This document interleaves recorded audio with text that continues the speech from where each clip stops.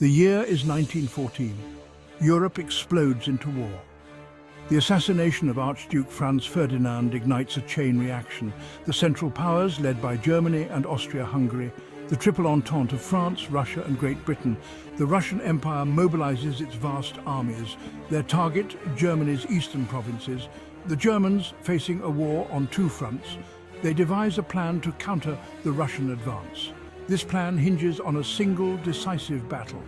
That battle will be fought near Tannenberg. The stakes could not be higher. The fate of nations hangs in the balance. Leading the German forces are two men who will become legends, Paul von Hindenburg and Erich Ludendorff.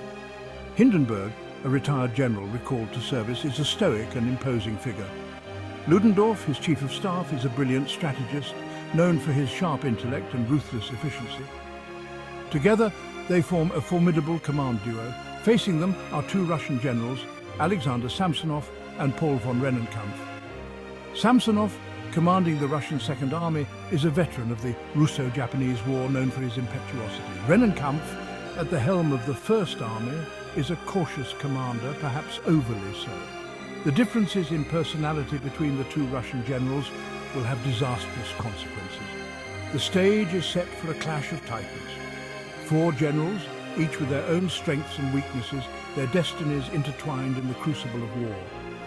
The outcome of the battle will depend not only on the bravery of the soldiers, but also on the strategic acumen of their commanders. The Russian plan calls for a two-pronged offensive. Rennenkampf's First Army is to advance from the east, while Samsonov's Second Army swings north from the south. Their objective to trap the German Eighth Army in a pincer movement. The Germans, outnumbered and outgunned, need a miracle. Hindenburg and Ludendorff arrive in East Prussia to take command. They find the Eighth Army in disarray, demoralized after an earlier defeat. But the new commanders act swiftly and decisively. They assess the situation and make a daring gamble.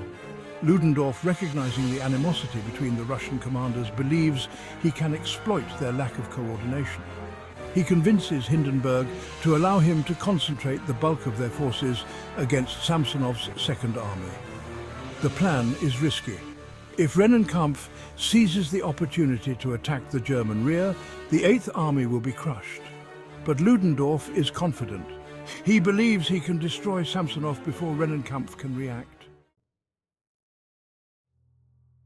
Section 4. The battle unleashed 4 days of carnage.